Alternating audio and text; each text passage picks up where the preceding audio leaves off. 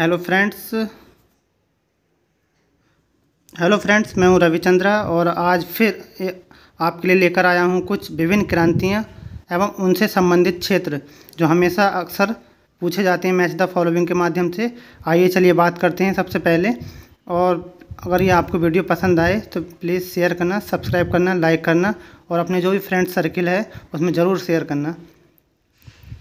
चलिए देखते हैं। सबसे पहले आज इसमें बात करेंगे विभिन्न क्रांतियाँ, उससे संबंधित क्षेत्र तथा अलग अलग जो वनस्पतियाँ पाई जाती हैं उनकी जो साइंटिफिक नेम होती हैं जो अक्सर पूछे जाते हैं एग्जाम में, उसकी बात करेंगे। चलिए सबसे पहले देखते हैं हरित क्रांति। हरित क्रांति यानी ग्रीन रिवॉल्यूशन, या ये कृषि उत्पादन से संबंधित है। फिर आता श्वेत क्रांति यानी सफ़ेद क्रांति, ये दुग्ध उत्पादन से है। फिर आता नीली क्रांति यानी कि नीली, ये मछली उत्पादन से है। फिर आता गुलाबी क्रांति, ये झींगा मछली से संबंधित है। फिर आता पीली क्रांति, पीली यानी तिलहन से सूरजमुखी के जो फूल होता है उससे संबंधित है। फिर आता लाल क्रांति, ये टमाटर और जो मांस वगैरह होता है उससे संबंधित है। फिर आता गोल क्रांति, गोल यानी कि आलू क्रांति से संबंधित है। फिर आता रजत क्रांति यानी कि अंडा उत्पादन से संबंधित है। फिर आता सुनहरी क्रांति, ये फल से सुनहरी या स्वर्ण क्रांति, ये फल से संबंधित है। फिर आता भूरी क्रांति, ये गैर परंपरागत ऊर्जा से संबंधित है। फिर आता अमृत क्रांति यानी कि जो नदियाँ होती हैं, नदियों से जोड़ने की योजना चलाई गई है उसको अमृत क्रांति कहा गया है। फिर आता सुनहरा रेशा यानी जूट, इसको सफ़ेद सोना भी कहते हैं। फिर आता कॉफ़ी को अरेबिका रोबस्टा कहते हैं। फिर होता है green tea, black T, green tea, ये चाय उत्पादन से है। फिर फ्रेंड्स आइए कुछ जानते हैं वनस्पतियों के बारे में जो पूछा जाता है।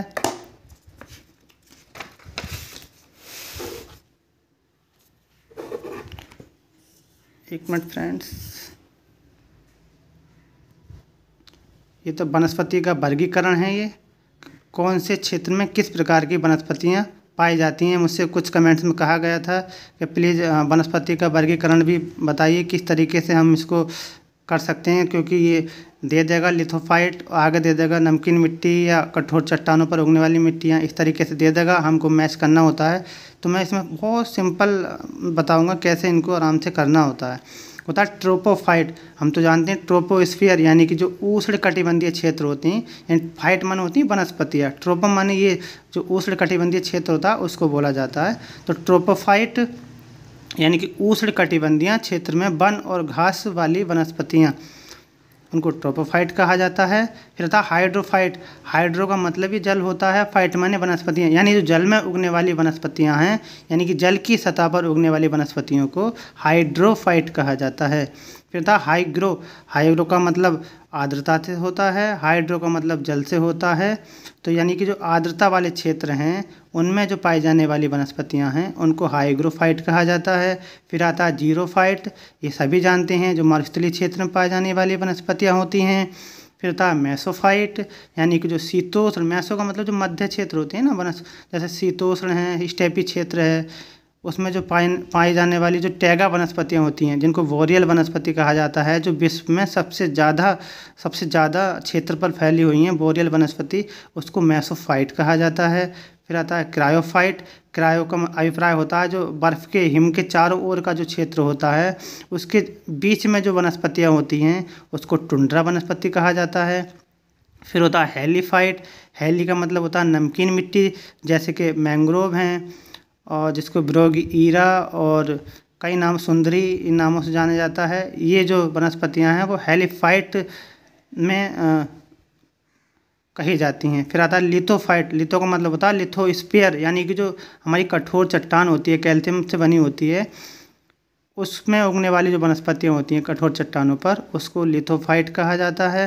फिर आता है पायरोफाइट, आप जान रहे हैं पायरो का मतलब होता है आग से, यानी कि अग्नि प्रतिरोधी वनस्पतियाँ जो सामान्य क्षेत्र में होती हैं, क्योंकि उनका बायोमास इतना होता है कि उसमें आग लगने की संभावना एकदम नहीं होती है।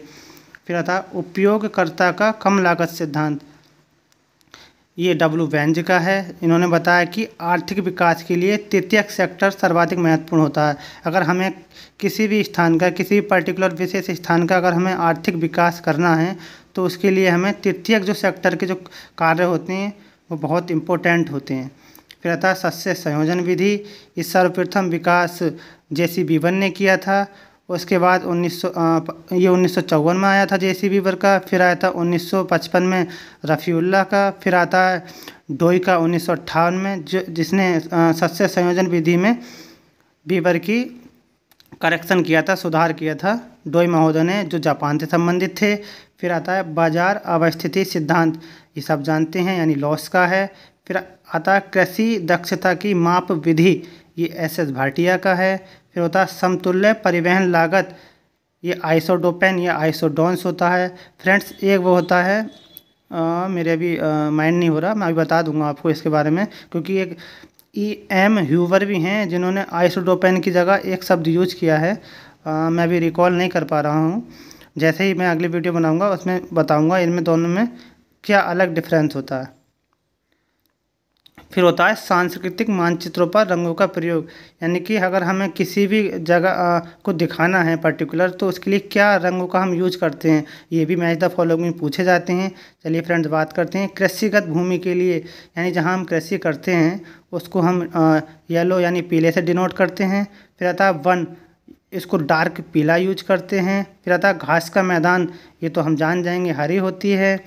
फिर अकृष्य भूमि, यानी जहाँ कृषि नहीं कर सकते, यानी कि जीरोफाइट वनस्पतियाँ जहाँ होती हैं, रेगिस्तानी मरुस्थलियाँ, उसको भूरी से या भूरा से डिनोट करते हैं।